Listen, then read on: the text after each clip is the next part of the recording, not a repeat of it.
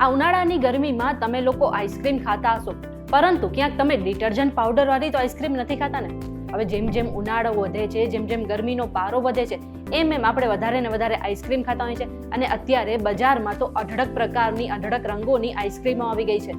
પરંતુ હાલમાં જ અનેક દુકાનો પર ચેકિંગ હાથે ધરાયું હતું અને આ દુકાનોમાંથી અઢળક દુકાનોને નોટિસ પણ ફટકારી હતી, કારણ કે તેઓ ખૂબ જ ખરાબ રીતે આઈસ્ક્રીમ બનાવતા હતા અને ખાસ કરીને આઈસ્ક્રીમ બનાવવા માટે ડિટર્જન્ટ પાવડરનો ઉપયોગ કરતા હતા.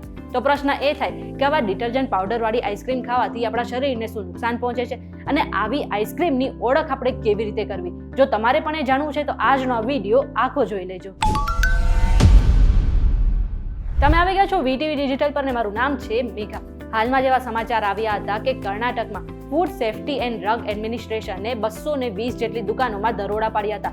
તેમાંથી આશરે 97 જેટલી દુકાનોને નોટિસ ફટકારી હતી, કારણ કે તે ખૂબ જ ગંદા પાણીમાં આઈસ્ક્રીમ બનાવતા હતા અને તેમાં ખાસ કરીને ડિટર્જન્ટ પાવડરનો ઉપયોગ કરતા હતા. આટલું જ નહીં, કેટલાક દુકાનદારો અને કંપનીઓ તેમાં સિન્થેટિક દૂધ, ડિટર્જન્ટ, યુરિયા, કૃત્રિમ રંગો અને સેક્રિન જેવા ખતરનાક રસાયણો ભેળવી રહ્યા હતા. આઈસ કેન્ડી અને ઠંડા પીણામાં ગંદા પાણી અને વધુ પડતા સ્વાદનો ઉપયોગ થતો હોવાનું પણ જાણવા મળ્યું હતું. હવે સૌથી મોટો પ્રશ્ન એ કે આવી ભેળસેળયુક્ત આઈસ્ક્રીમ ખાવાથી આપણા શરીરને શું નુકસાન પહોંચે છે? જો તમે પણ ભૂલથી આવી આઈસ્ક્રીમ ખાઈ લો છો તો તમને ફૂડ પોઈઝનિંગ થઈ શકે છે, ઝાડા ઉલટી થઈ શકે છે. આટલું જ નહીં, લાંબા ગાળે તમારા કિડની અને લીવરને પણ નુકસાન પહોંચી શકે છે અને તમને પેટ સંબંધિત ઘણી મોટી સમસ્યાઓ પણ થઈ શકે છે. અને જો તમે આવી આઈસ્ક્રીમ વધારે ખાવાનું રાખો તો તમને કેન્સર પણ થઈ શકે છે. અને ખાસ કરીને આવી ડિટર્જન્ટ પાવડર વાળી જે આઈસ્ક્રીમ છે એ વૃદ્ધો અને બાળકોને સૌથી વધારે નુકસાન પહોંચાડે છે. હવે બીજો મોટો પ્રશ્ન એ કે આવી ભેળસેળયુક્ત આઈસ્ક્રીમને આપણે ઓળખવી કઈ રીતે?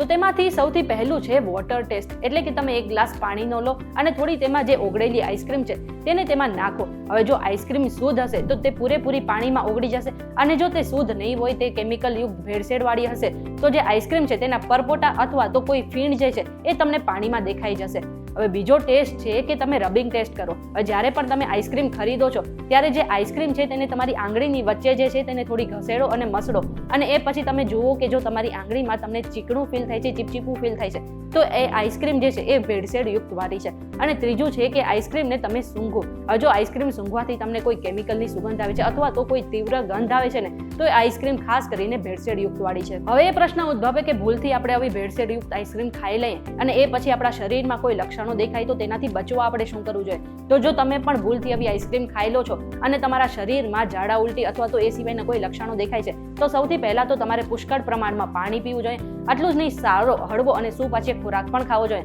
અને ખાસ કરીને લીંબુ અને નારંગી જેવા ખાટા ફળો છે એનું પણ તમારે સેવન કરવું જોઈએ અને ગ્રીન ટી પીવી જોઈએ. આ રીતે તમે તમારા શરીરને ડિટોક્સ કરી શકો છો. અને જો લક્ષણોમાં વધારો થાય તો તમારે તુરંત જ ડોક્ટરની સલાહ લેવી જોઈએ. અને સૌથી છેલ્લો મહત્વનો પ્રશ્ન એ કે તમે જ્યારે બહારથી આઈસ્ક્રીમ ખરીદો છો તો તમારે કઈ કઈ બાબતનું ધ્યાન રાખવું જોઈએ? તો સૌથી પહેલા તો તમે આઈસ્ક્રીમ ખરીદો છો ત્યારે તમારે FSSAI ના માર્કાવાળી અને બ્રાન્ડવાળી આઈસ્ક્રીમ જ ખરીદવી જોઈએ. આટલું જ નહીં, જો આઈસ્ક્રીમનું સીલ તૂટેલું હોય છે તો એ પણ તમારે ન ખરીદવી જોઈએ. અને ખાસ કરીને બજારમાં અને લારીઓમાં જે ખુલ્લી આઈસ્ક્રીમ મળે છે એ પણ તમારે ખાતા પહેલા 100 વખત વિચારવું જોઈએ. અને આ સિવાય જે એક્સપાયરી ડેટ છે આઈસ્ક્રીમ પર એ પણ તમારે ખાસ ચેક કરવી જોઈએ, નહીં તો તમને ફૂડ પોઈઝનિંગ થઈ શકે છે. હવે આ બધી જ માહિતી અમે રિસર્ચ દ્વારા એકઠી કરી છે, અને કોઈ પણ સ્વાસ્થ્ય સંબંધિત સલાહ માટે તમારે એક વખત ડોક્ટરની સલાહ ચોક્કસથી લેવી જોઈએ. આ વિડીયો તમને કેવો લાગ્યો કમેન્ટ કરીને જરૂરથી જણાવી દેજો, અને આવા જ વિડીયોઝ જોવા માટે અમારી ચેનલ સાથે જોડાયેલા રહેજો.